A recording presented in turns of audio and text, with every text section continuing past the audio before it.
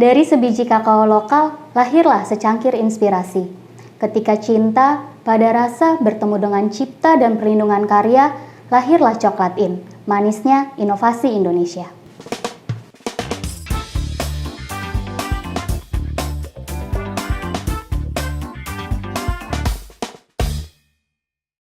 Halo sahabat pengayoman, ketemu lagi nih bersama dengan saya Vera di Ngopi Jawara, ngobrol pintar bareng para Jawara. Hari ini kita akan ngebahas sesuatu yang manis, yang lembut, dan yang pastinya penuh dengan makna. Tentang coklat, tentang cinta, dan tentang inspirasi. Oke, halo. Ini mah bukan ibu, ini mah kakak nih ya, masih muda banget nih sahabat pengayoman. Halo Thank you, Kak, Mbak Vera. Halo. Boleh kenalin diri dulu nggak nih sama sahabat pengayoman? Oke, halo, saya Rena Sroso Putra, founder dari Coklat In Signature. Oke, nah Kak, signature-nya kan itu coklat gitu ya Kak. Boleh nggak sih diceritain ini gimana sih awal mulanya berdirinya Coklat In? Di tahun berapa ya? 2016 ya? 2016, betul. Oke, jadi Coklat In kami berdiri tahun 2016. Awalnya sebetulnya dari usaha rumahan, dari dapur kecil. Karena memang saya senang sama coklat, jadi pengen, dulu kan ada juga minuman favorit saya selain coklat. Nah, saya tuh pengen minum, balik ke minum yang lebih sehat lah intinya gitu. Nah, saya coba minum coklat. Nah, saya mengulik rasa sendiri, jadi tadinya beli coklat di beberapa retail gitu ya, di beberapa supermarket gitu ya, tapi memang rasanya masih banyak yang belum pas untuk lidah saya gitu ya. Waktu itu saya beli akhirnya produk-produk coklat impor. Nah, coklat impor rasa coklatnya kan emang coklat banget gitu ya, rasanya sesuai taste tapi tidak sesuai kantong gitu. Jadi sebenarnya triggernya dari situ Mbak. Jadi pengen minum coklat yang enak tapi juga affordable istilahnya gitu ya. Nah, mulailah saya ngulik sendiri, saya bikin coklat sendiri, ngeracik sendiri gitu. Jadi sebenarnya dari situ awal mulanya. Nah, karena pengen dapetin rasa coklat yang pas kan saya suka searching tuh coklat apa sih yang enak gitu ya. Nah, dari searching itu sebetulnya saya menemukan satu artikel yang cukup bagus menurut saya. Jadi Indonesia itu dikenal sebagai negara penghasil kakao kan, kakao terbesar ketiga di dunia pada saat itu. Tapi sayangnya kita tuh kayak nggak punya produk coklat, bukan nggak punya sih, mungkin produk artisan pada saat itu belum banyak. Jadi dari situlah sebenarnya triggernya saya pengen bikin coklat gitu. Jadi saya ngeracik sendiri, terus akhirnya saya mulai tuh belajar tentang coklat. Saya coba searching di mana sih daerah-daerah penghasil kakao. Akhirnya terhubunglah dengan petani-petani di beberapa daerah. Gitu. Nah, kita racik, terus ternyata saya waktu itu ke kantor, saya bawa tumbler untuk minum coklat sendiri kan ya. Tapi waktu itu saya ngetes nih ke beberapa temen, coklat buatan gue enak gak sih gitu kan. Validasinya kan ke teman-teman sendiri. Ada yang bilang, oh iya nih enak, ada yang bilang terlalu pahit, kok kayaknya kurang susu gitu ya. Jadi dari masukan-masukan itulah akhirnya kita mulai berpikir, oh kayaknya harus ada yang beda nih. Jadi yang suka pahit kita bikinnya lebih strong, jadi lebih dark gitu ya. Tapi kalau misalnya yang suka manis ya kadar gulanya ya kita tambahin sedikit, dan yang senang ada susunya ya kita kasih susu gitu. Jadi lahirlah 2016 itu Coklat In gitu. Kenapa coklat? Karena kan tahun itu mungkin saat itu rame kopi gitu kan, bahkan ada kayak minuman matcha atau taro kayak gitu kan. Kenapa coklat? Ya itu tadi sebetulnya saya pengen minum yang istilahnya original gitu ya. Kalau kopi jujur aja sih saya juga peminum kopi, tapi saya belum bisa kopi hitam yang pahit gitu. Jadi masih tetap kopinya kopi manis gitu ya. Lebih ke pengen mencari pengganti kopi, ya itu akhirnya ke coklat. Kan kentalnya sama, terus takaran manisnya masih bisa kita atur kan, karena buat sendiri gitu. Oke, karena emang suka gitu. Karena emang suka coklat gitu. Karena suka coklat. Nah, namanya sendiri aja Coklat In gitu ya. Apa sih dibalik nama Coklat In dan kenapa Coklat In gitu? Oke.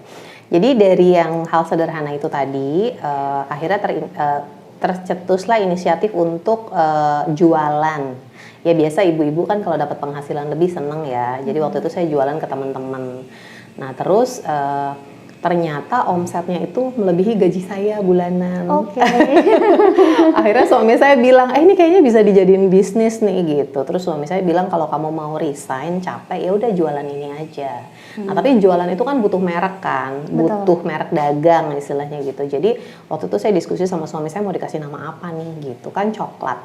Sebetulnya kalau yang nggak tahu coklat IN itu adalah coklat Iren Nugi. Jadi nama saya sama suami gitu. Jadi karena kita berpikir coklat itu kan tanda cinta, ya kan? Jadi itu coklat ini itu adalah coklat tanda cintanya Iren dan Nugi. Anaknya lah ya, gitu. Jadi karena kita berpikir waktu itu, ya kita berharap coklat ini bisa seperti anak kita sendiri, dari yang kecil kita urusin, terus kita telatenin sampai akhirnya nanti ya mimpinya kita bisa jadi coklat Indonesia yang lebih besar lagi gitu.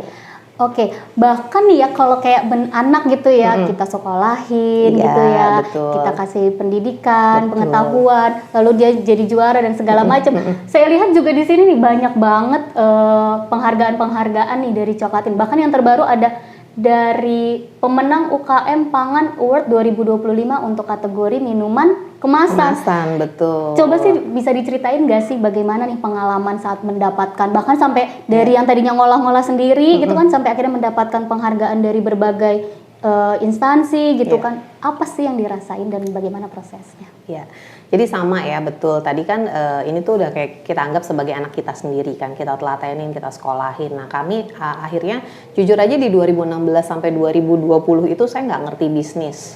Jadi saya cuma ibu rumah tangga yang bikin coklat terus laris, dapat omset udah gitu kan. Nah tapi ternyata UMKM itu banyak kan yang bisa dipelajarin gitu ya. Salah satunya ikut pelatihan-pelatihan dan lain sebagainya. Nah kami aktif melakukan itu. Kita terus terus belajar, terus mau berbenah diri mana yang kurang, mana yang harus kita perbaiki gitu.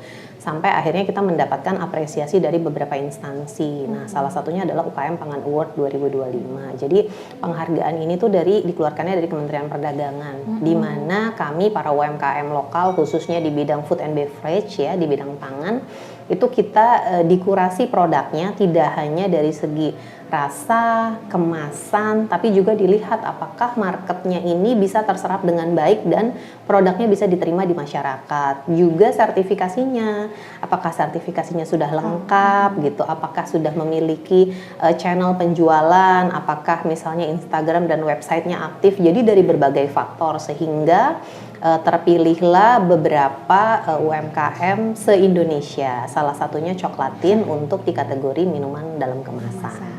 Oke, nah Kak Iren, kita kan udah ngebahas nih bagaimana si Coklatin ini tuh udah bahkan memenangkan penghargaan-penghargaan gitu ya, dan udah diakui lah ya nih di Indonesia gitu kan.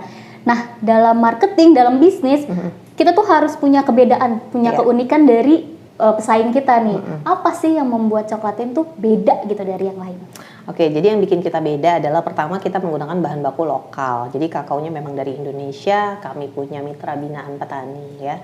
Jadi biji kakaonya kita fermentasi sehingga rasa kita berbeda dengan coklat yang sudah ada di luaran. Itu yang pertama. Kedua adalah kita ngomongin tentang varietas nih. Jadi kita punya satu varian yang menggunakan varietas biji kakao langka.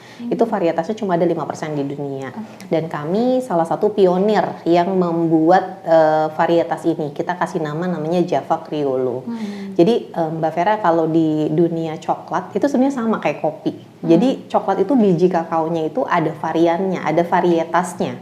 Jadi kalau kopi kan misalnya ada Arabica, ada Robusta gitu ya. Nah coklat itu kan orang lain jarang tahu bahwa mereka punya varietas tersendiri.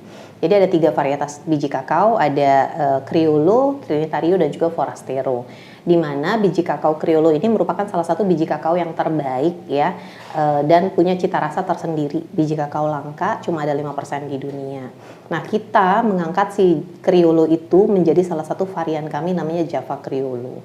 Jadi aromanya berbeda, lebih aromatik, rasanya lebih fruity gitu, sehingga itu yang bikin kita berbeda. Ketika yang lain hanya bicara tentang dark coklat, milk coklat gitu ya. Nah, kita punya varian Java Criollo yang tidak ditemukan di produk-produk coklat lainnya gitu. Oke, sebelum mulai ini kan saya sempat ngintip nih di websitenya Coklat In gitu kan, dan disampaikan kan kalau andaikan Coklat In menggunakan apa tadi tuh ya, bahan baku biji kakao dari Jawa Timur dan Sulawesi. Betul. Gitu kan.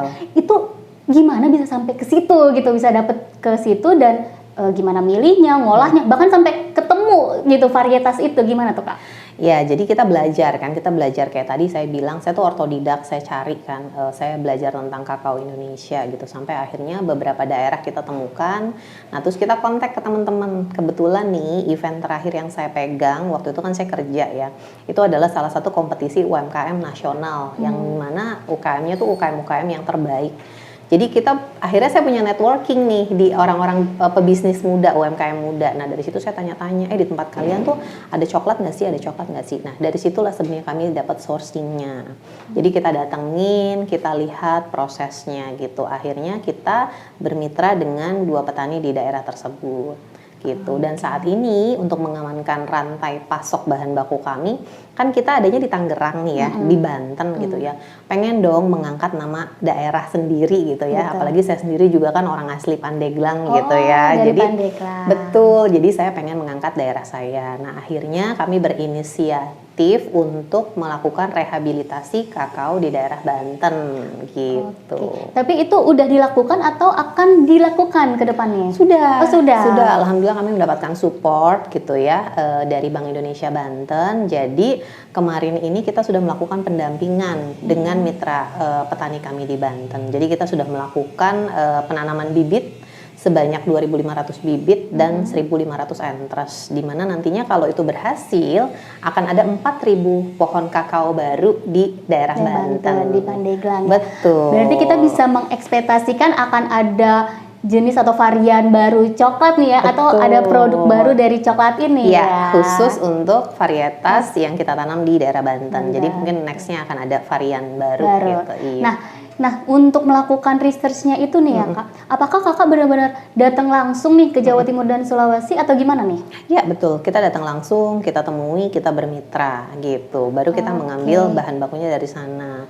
Nah, kan kami juga sadar ya bahwa petani kakao ini kurang mendapatkan apresiasi gitu ya. Kita melihat petani kakao ini kakaonya diambil rata-rata kan istilahnya mohon maaf sama tengkulak gitu ya, dengan harga yang kurang baik gitu. Nah, salah satu yang kita angkat juga adalah kita memberikan apresiasi berupa membelinya dengan harga yang lebih baik daripada harga yang mereka ambil gitu.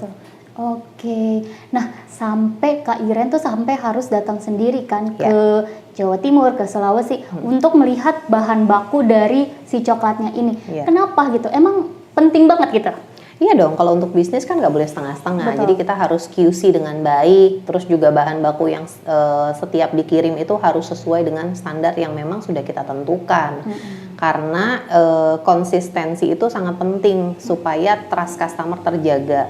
Dari 2016 sampai hari ini, alhamdulillah customer loyal kita juga mendapatkan memberikan apresiasi sama kita tuh merupakan salah satunya adalah testimoninya tuh rasanya stabil, tidak berubah gitu. Konsisten gitu ya. Betul. Termasuk juga customer atau klien-klien yang membelinya dalam jumlah besar seperti B2B ya.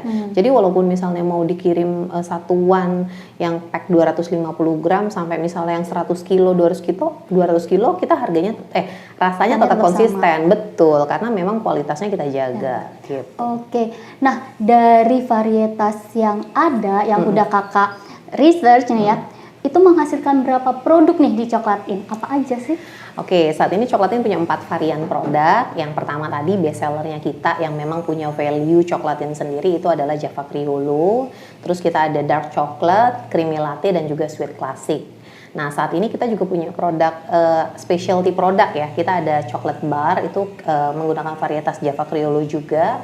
Terus kita sudah mulai launching gelato. Dan juga kita ada coklat kapsul. Jadi coklat kapsul itu di mana coklatnya compatible kapsul, itu bisa deserving di mesin kapsul Dolce Gusto gitu. Ini nih ya salah satu contoh-contoh produknya. Ke-shoot kan ada ini apa nih? Ini yang Java Criollo. Nah, ini yang tadi pembeda ya, yang pakai biji kakaonya langka. Nah, ini juga favoritnya klien-klien hotel-hotelnya kami Oh, gitu. didistribusin ke hotel. Betul, kalau untuk yang hotel dia ambilnya kan nggak dalam kemasan retail seperti ini, jadi kita ada kemasan 1 kiloan gitu. Ini favorit banget untuk hotel-hotel bintang 5 gitu. Oke, ada coklatnya juga, coklat Iya, barnya ada juga. coklat barnya juga nih, coklat bar, terus ada yang creamy latte, ada yang dark coklat juga. Gitu. Oke, nah Kak, untuk membuat produk-produk ini semuanya, apakah melalui eksperimen atau ada kayak Kak buat yang kayak begini dong gitu dari customer nih ada yang request atau gimana nih Kak untuk menghasilkan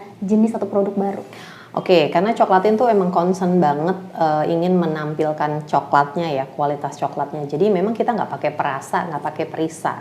Jadi kita nggak pengen istilahnya nampilin coklat rasa ini enggak. Tapi kita memang nge-break marketnya kita tuh kayak misalnya yang pecinta dark coklat, kita punya dark coklat yang kandungannya 80%. Nah, orang yang seneng coklat susu biasanya Genzi gitu ya. Nah, kita udah ada tuh kandungan susunya. Jadi mereka tinggal seduh aja pakai air panas, ada creamy latte. Lalu yang pengen rasa coklatnya lebih light ada di sweet classic. Jadi memang sudah berdasarkan market yang sudah kita tentukan.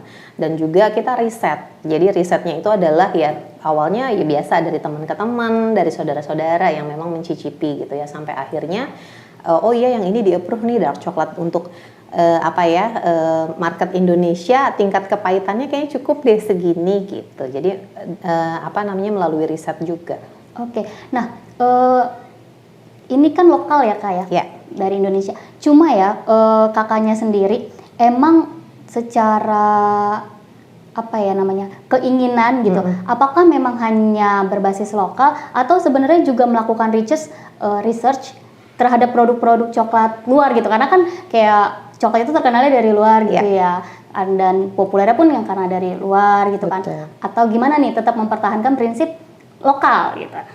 Oke, kita memang mau membrandingnya coklat Indonesia karena tadi keresahan kami tentang coklat Indonesia negara penghasil kakao, tapi kita belum punya produk coklat yang dikenal. Karena kan coklat Belgia, Swiss, padahal sebetulnya biji kakaonya dari Indonesia, begitu balik udah jadi orang coklat luar gitu kan. Ya, betul. Makanya kalau mungkin teman-teman lihat dari kemasan kita ini ada logo C-nya.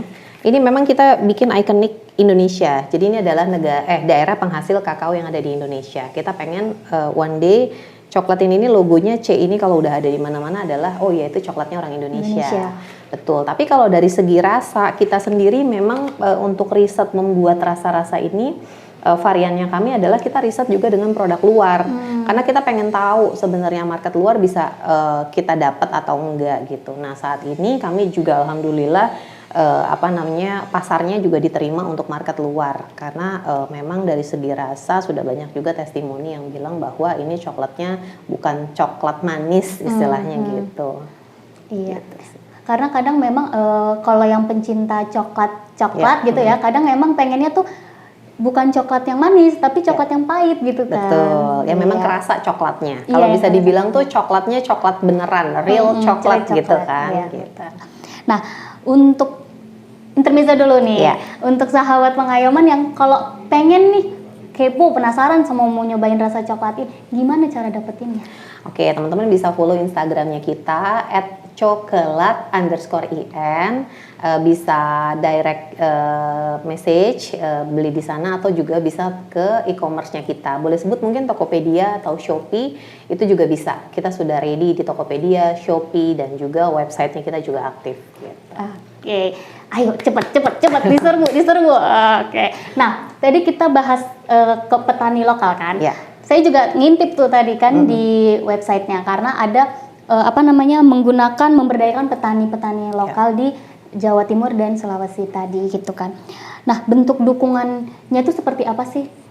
Ya, kita selain membeli bahan baku dari mereka dengan harga yang lebih baik, kami juga akan melakukan pendampingan kayak ini yang sedang running di Banten ya. Jadi memang kita bekerja sama dengan Bank Indonesia itu menurunkan ahli-ahli yang memang sudah ahli di sisi dunia coklat gitu ya, baik di sisi pembenihan, pasca panen sampai menurunkan ahli hama untuk mengedukasi petani-petani ini supaya memang jenis tanamannya berkembang dengan baik dan produktif gitu, dengan hasil yang baik gitu. Jadi kita melakukan pendampingan terus. Iya. Nah, proses kerjasamanya tuh gimana nih Kak? Apakah petani itu menjadi ibaratnya pekerja atau penjual dan pembeli nih, gimana nih prosesnya? Ya, kalau itu memang lahannya masih lahan petani semua ya. Jadi memang bermitra sama kami, kita beli biji kakaonya. Kita beli biji kakao yang memang sudah mereka fermentasi dengan standarnya mereka gitu. Jadi proses kerjasamanya adalah penyerapan bahan baku. Gitu. Jadi kita ngebeli bahan baku dari petani yang ada di sana gitu ya. Betul, dan untuk dijadikan produk akhirnya. ini. Iya, Oh gitu. gitu. Oh ya, yang tadi kayak kakak bilang ya, Iya. apa membeli dengan harga Yang di atas lebih baik. dari Betul. yang tengkulak itulah. Iya. Nah, program ini kan sangat membantu dalam meningkatkan perekonomiannya para petani di sana juga, gitu Insya kan. Allah, iya. Sangat inspiratif sekali. Makanya kita membahasnya nih inspirasi di balik secangkir coklat ya Kak ya. Oke. Nah, selanjutnya nih Kak. Kakak kan di Tangerang nih ya, Ya, produknya di Tangerang. produk di Tangerang, sedangkan varietasnya itu ada di jauh, di beda pulau, bahkan di Sulawesi gitu kan, ada yang di Jawa Timur. Ya. Tantangannya terberatnya itu apa sih? Tantangan terberatnya sebetulnya ya itu tadi, harus QC ya, quality controlnya harus baik gitu ya. Dan sekarang kan apalagi harga bahan baku coklat naik gitu ya. Jadi gimana caranya menjaga kestabilan harga bahan baku gitu ya. Kalau di sisi hulu sih jujur aja tantangannya cuma itu. Kita lebih ke tantangannya adalah edukasi ke customer. Mbak Vera, kalau ditawarin coklat, yang terlintas pertama kali apa? Coklat mereknya? Takut, enggak. Kalau misalnya Mbak, kakak, misalnya apa? Ini kita jualan minuman coklat, misalnya apa yang terlintas pertama kali? Terlalu manis kalau aku? Terlalu manis, iya. Terus takut gendut. Oh ya betul. Kalau cewek kan gitu ya, betul. biasanya kita nggak mau takut gendut gitu ya. Nah, sebenarnya tantangannya adalah mengedukasi, karena memang orang Indonesia memang sudah kenalnya coklat itu kan manis. Sebetulnya yang bikin manis itu bukan coklatnya, tapi gulanya. Jadi mengedukasi masyarakat, mengedukasi market bahwa coklat yang baik itu sebetulnya tidak jahat loh, tidak bikin gendut, tapi kadar gulanya yang bikin gendut gitu. Jadi di situ sih PR-nya. Terus kalau tantangan ya kayak di marketplace contohnya ya, kita perang harga gitu ya. Nah itu kan kita kalau di marketplace nggak bisa ngedukasi gitu ya, mana yang coklat kandungannya baik, mana yang enggak gitu. Itu sih sebetulnya. Sama kayak kopi berarti ya? Betul, tantangannya jadi lebih ke itu. Ke situ edukasi. ya. Iya. Untuk menarik orang-orang yang kalau udah pecinta coklat mah gampang aja gitu ya ibaratnya. Tapi untuk orang-orang yang sebenarnya nggak suka atau bahkan punya antipati sendiri terhadap Iya. coklat itu. Betul, Gitu kan Kak. gitu. Tapi kan coklat itu udah terkenal luas lah gitu kan ya, udah Masya Allah, udah amin. punya brandnya sendiri lah kan, bener kan kameramen? Oke betul. Nah menurut Kak Iren nih, seberapa penting sih sebenarnya branding kepada masyarakat itu, kepada orang-orang, biar kayak enggak loh coklat tuh membawa kehangatan gitu ibaratnya. Branding itu sangat penting buat kami. Jujur aja dari awal sampai dengan hari ini kami nggak pernah berhenti melakukan edukasi baik di sosial media maupun ketika pameran. Jadi kenapa coklatin itu lebih seneng penetrasinya ke pameran-pameran, ke bazar-bazar, karena itu adalah momen dimana kami bisa ketemu customer kami secara langsung. Kita bisa mengedukasi bagaimana coklat yang baik, bagaimana varietas coklat. Jadi kita bisa ngobrol banyak hal gitu. Nah, kalau kita sih jujur aja jarang hard selling ya. Jadi memang membranding bagaimana coklatin itu dari lahir sampai sekarang, dengan yaitu aktif di pameran-pameran, aktif berkolaborasi dengan brand-brand UMKM lainnya juga kita lakukan.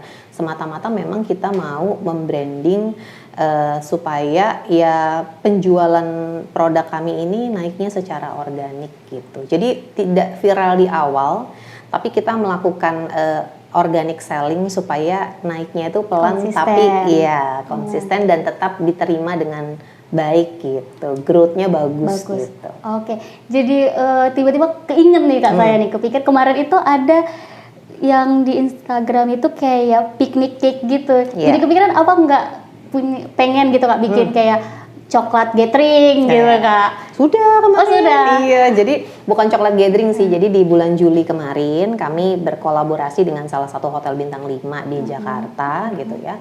Kami berkolaborasi dengan Pullman, terus kita mengadakan talk show inspiratif ngebahas tentang coklat. Nah, para loyal customer kami dan juga coklatiners yang hadir di saat itu juga selain menonton sisi inspiratif talk show membahas tentang coklat, tapi mereka juga kita suguhkan, kita kan berkolaborasi dengan salah satu psikologi. Jadi psikolog ya, kita kolaborasi dengan psikolog, di mana psikolog itu kayak kita tuh ngasih jeda untuk coklatiners. Mereka tuh nulis apa yang mereka rasakan, terus mengapresiasi bentuk tubuh yang mereka apresiasi. Kadang-kadang kan kita suka insecure. Betul. Ya, misalnya, aduh kayaknya saya kurang tinggi, atau tiba-tiba kayaknya saya bulan ini kenapa, biasalah kalau perempuan kan kayak gitu ya misalnya.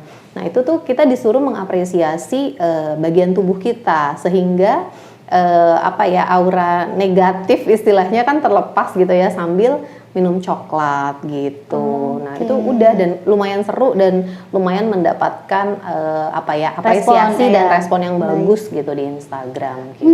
Saya ketinggalan. Next kita mau bikin lagi kok. Jadi kolaborasinya ya sesama brand lokal atau misalnya sama psikolog gitu ya, dan juga ya pokoknya kolaborasi itu penting banget gitu. Jadi ya itu yang akan terus kita lakukan. Gitu. Boleh banget nggak sih Kak informasinya gitu, kalau andikan next time-nya bakalan ada lagi? Dong. Bakalan ditaruh nggak di sosmednya? Iya, kita taruh di sosial media kita. Di Instagram gitu. Ya. Betul. Instagram ini di sini nih namanya nih ya, di bawah ini nih. Harus pantau terus Instagram. Harus pantau terus coklatin ya. Nah Kak, ngomongin tadi pentingnya kolaborasi dengan eksternal ya. Iya. Rekan-rekan kerjanya atau mitranya coklatin tuh apa aja sih gitu? Boleh tahu nggak sih? Selain petani ya, ya kami punya supplier juga, karena kan kita bahan bakunya nggak cuma coklat aja, punya supplier pendukung juga tentunya. Juga kita punya coklatiners, jadi loyal customer yang kita panggil coklatiners yang dari awal sampai dengan hari ini mendukung kami gitu. Oke, halo coklatiners dan next soon to be. Oke, nah brandnya udah besar gitu kan Kak. Kita bahas nih, ada yang namanya kekayaan intelektual nih Kak. Penting gak sih menurut Kakak nih untuk kuliner, minuman gitu kan, brand gitu, untuk dilindungi kekayaan intelektualnya? Sangat penting. Karena ini juga pelajaran dari saya. Jadi dulu kan 2016 itu kita belum melek tentang usaha. Jadi saya kan ibu rumah tangga ya, waktu itu saya cuma ngerasa oke, gue bikin produk, terus produk gue diterima di market, dapat omset yang lumayan untuk ibu rumah tangga pada saat itu, ya udah jualan aja, saya nggak mikirin mereknya. Walaupun memang di awal kita udah punya nih coklatin gitu ya, yang tadi udah disebutin coklat Irenugi, tapi ternyata kita belum daftarkan gitu. Nah akhirnya ya itu kurang edukasi kan. Nah ternyata merek itu juga sesuatu hal yang memang wajib teman-teman pengusaha tentunya ya, apalagi pengusaha baru yang wajib diketahui gitu, mau dikasih nama apa, apakah namanya sudah ada yang punya atau belum gitu. Jadi memang harus melek gitu semua informasi kalau kita mau punya usaha gitu. Oke, nah ada nggak sih Kakak rencana kalau ini kan boleh nih di spill gitu, udah apa aja sih nih yang udah dilindungi dari coklatin? Iya. Kita punya beberapa kelas. Jadi ada kelas 30 kita sudah protect juga, terus ada di kelas 35 gitu ya, di sisi manajemennya ya, bisa dibilang kalau nanti buka kafe gitu ya. Terus juga ada di sisi logo juga, logo itu saya lupa namanya, sertifikasi apa sih lukisannya ya, yang logo C itu kan. Nah, itu juga sudah kita protect juga gitu. Jadi apa yang bisa kita protect, kita lindungi supaya usaha ini memang terprotek dengan baik. Oke. Gitu. Ada rencana nggak ke depannya ingin apalagi gitu ditambah untuk dilindungi di kekayaan intelektual?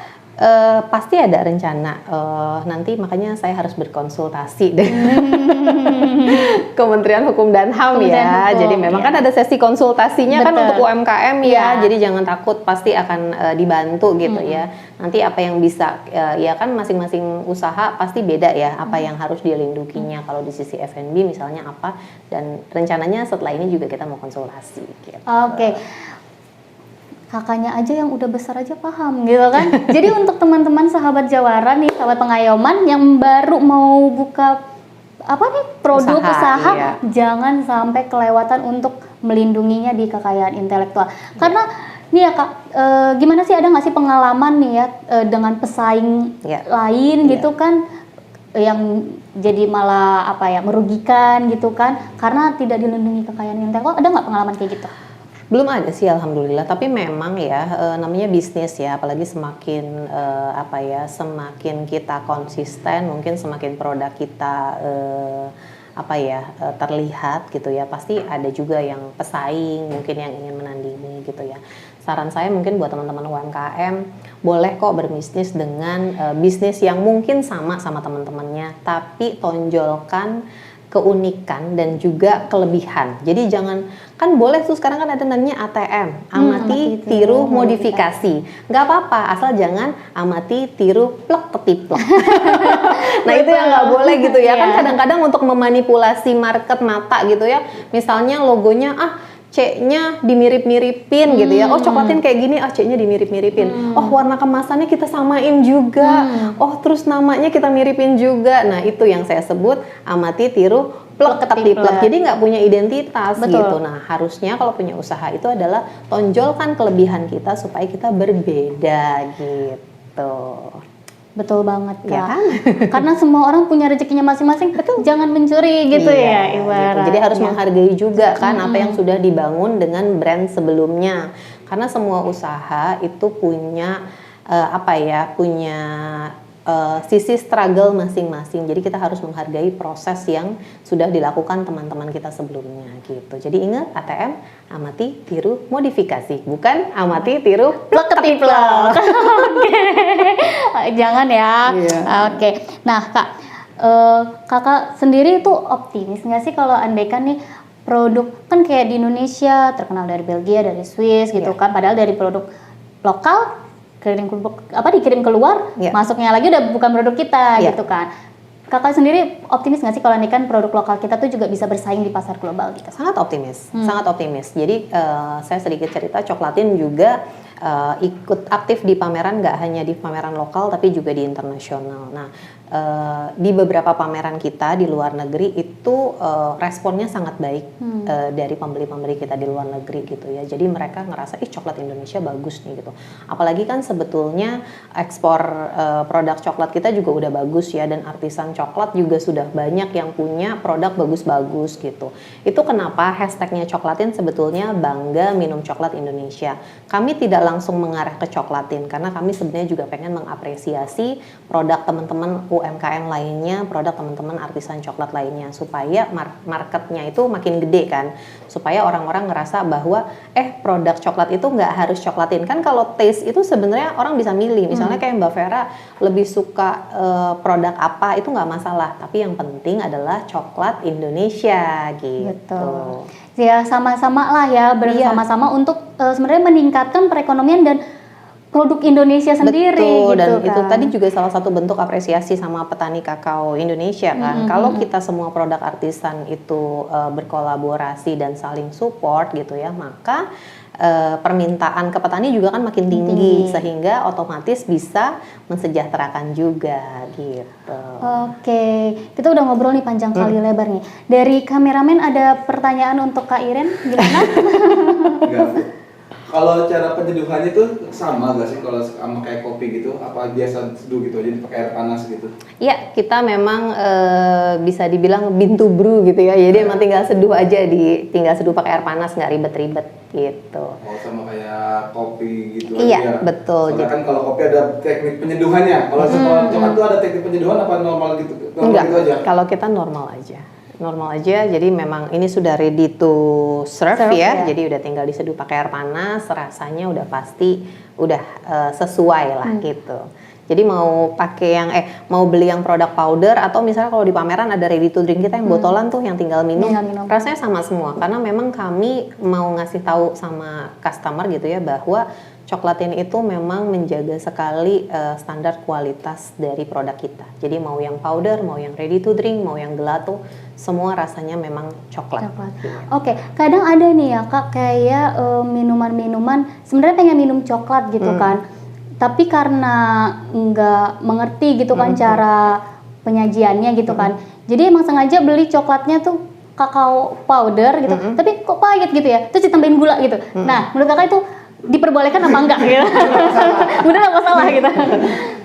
Tergantung, jadi tergantung. Kalau yang dibeli ternyata coklat powder yang 100% kan ada tuh yang 100% yang biasa untuk baking, untuk kue, untuk apa gitu. Itu juga sebenarnya bisa diminum. Nah, kalau yang 100% saya sendiri juga masih belum bisa menikmati. Jadi tetap harus ditambahkan gula. Sama misalnya susu kalau mau lebih creamy. Tapi memang kadar gulanya aja yang ditakar gitu. Kalau untuk produknya Coklatin sendiri ada yang kayak begitu Kak nyajinya gimana? Enggak, kalau kita semua udah tinggal seduh. Pokoknya udah gampang. Apalagi kalau beli yang sachet-an. Ada kan yang produk sachet-an itu gampang banget. Banyak customer kita juga istilahnya orang-orang kantoran tinggal dikantongin sampai kantor udah buka seduh pakai air panas udah. Dan itu satu serving udah 1 cup gitu. Oke. Iya. Ada yang sasetan katanya. Iya. Tapi itu udah ada nggak sih di apa kayak di e-commerce? ya Renceng ya. Rencengan gitu Kak. Yang kita bisa datang ke warung mau beli coklatin gitu. Atau gimana nih Kak? Enggak semua memang sudah ada di e-commerce-nya karena memang kan kita marketnya memang premium ya. Jadi memang masuk ke marketnya adalah menengah ke atas gitu. Karena kita memang itu tadi tidak menggunakan artificial, tidak menggunakan perasa sehingga memang market segmennya kita adalah sudah tertuju sama segmented premium gitu. Oke. Jadi modelnya segmented ya untuk customer-nya ya. Soalnya nggak sama kayak kopi. Kopi itu kalau yang suka ngopi itu biasanya yang pahit-pahit kan, nggak semuanya orang suka. Betul. Kopi Pahit ya. Coklat juga sama kayak gitu juga berarti kan? Iya, betul. Jadi memang kayak punya karakter sendiri kan. Kayak tadi saya bilang kenapa hashtagnya kita bangga minum coklat Indonesia. Jadi memang disesuaikan sama taste-nya aja gitu. Saya sendiri sampai saat ini masih juga konsumsi produk coklat bukan coklatin juga. Jadi coklatin memang udah keseharian. Tapi kalau lagi kayak meeting gitu kadang saya suka juga nyemilin coklat artisan lainnya gitu. Salah satu bentuk support saya supaya coklat Indonesianya makin besar marketnya gitu. Iya, biar semakin orang juga jadi suka gitulah ya dengan coklat. Karena kan tiba-tiba waktu kemarin kopi meningkat gitu kan, terus sekarang kan lagi pada booming matcha gitu kan. Ya kita juga rindu lah ya in the next future-nya gitu bakalan kopi coklat gitu kan booming please gitu support kan. banget gitu. Kayak coklat kopi shop itu belum ada kayak? Ada nggak sih Kak? Coklat shop. Coklat shop gitu ya? Ada kayak sebetulnya. tempat kopi shop Kopi gitu. shop ya, tapi coklat khusus coklat gitu. Oh, udah ada. Ada di mall ada. Ada di mall ada. Tapi kalau coklat shop itu bisa gak sih kalau minum kopi coklat itu kayak kalau kopi biasa kan ada roti gitu, temennya buat partnernya gitu. Ada sebetulnya kalau ya sebenarnya mirip sih ya kalau kayak kopi kan enak sama apa croissant gitu ya sama-sama. Jadi coklat juga sama enak juga dimakan barengan sama cake sama apa gitu sama kok. Kalau treatment istilahnya dessertnya juga sama sih. Oke, ada nggak sih Kak momen-momen spesifik yang cocok banget nih buat minum kopi? Minum coklat. Aduh, kopi mulu jadinya ngebahasnya minum coklat gitu. Momen-momen ya sebetulnya coklat itu kalau saya sendiri, saya tuh kalau pagi, jadi sarapan saya adalah saya minum creamy latte. Creamy latte ada susunya. Jadi buat saya pagi itu kan harus punya energi. Betul. Jadi harus ada yang ada sedikit gulanya. Jadi creamy latte itu buat energi ya kan, gula kan untuk boosting energi kan. Nah kalau malam sebelum tidur saya minumnya dark chocolate. Karena dark chocolate itu untuk calming, terus tidur itu kalau habis minum dark chocolate lebih nyenyak dan bangun tuh lebih enak. Gitu. Okay. Jadi kalau saya mensiasatinya gitu. Kalau pagi minum coklatnya ya sedikit lebih manis, malamnya harus dark chocolate. Gitu. Oke. Kalau saya kalau nekat hujan gitu Kak. Iya, kan sambil selimutan hujan-hujan kan, minum hot chocolate. Iya. Sebetulnya sih ya hujan juga oke ya saat hujan. Apalagi kalau di Indonesia sayangnya kan minum coklat itu belum jadi satu kebiasaan. Kalau di luar negeri kan tiap hari orang minum coklat ya. Nah, itu yang juga perlu dibentuk gitu. Oke. Jadi mulai sekarang minum coklat setiap hari. Minum coklat setiap hari. Langsung somasi. Oke Kak, terakhir nih Kak, apa sih harapannya Kakak terhadap coklat sendiri mungkin Kak, atau Coklatin sendiri Kak 5 tahun ke depan? Oke, sebetulnya harapannya yaitu tadi pasar atau market coklat di Indonesia makin besar lagi, apalagi orang-orang bisa mengapresiasi produk coklat lokal artisan gitu ya, artisan coklat. Jadi supaya memang tren coklatnya semakin meningkat, petani kakao juga dapat apresiasi lebih gitu. Jadi kami berharapnya itu sih, jadi tren kopi kan udah selesai, yuk coba yuk kita angkat coklat supaya jadi tren baru gitu. Coklat Indonesia jangan lupa. #coklat Indonesia. Oke. Nah, udah seru banget nih bincang-bincang kita dengan Kak Iren mengenai secangkir minuman coklat, ya kan? Di balik coklat, cinta dan inspirasi. Betul. Gitu. Jangan lupa kan C gini kan. Coba Mbak Vera C-nya saya gini. Jadi apa? Cinta. Bener, lucu banget. Oke, sahabat pengayoman nih, sampai di sini dulu nih perbincangan kita dengan Kak Iren. Nah, kalau andaikan kalian mau coklat, bisa nih ketemu di marketplace-nya ya, Kak. Ya. Nah, jangan lupa juga like dan share video ini ya. Kalau andaikan nantinya ada pertanyaan apa segala macam, bisa tulis di bawah kolom komentar atau bisa juga langsung nih ke Instagramnya Coklatin di bawah ini. Oke, nanti kita akan ada video-video selanjutnya di next-nya. Bye! Thank you.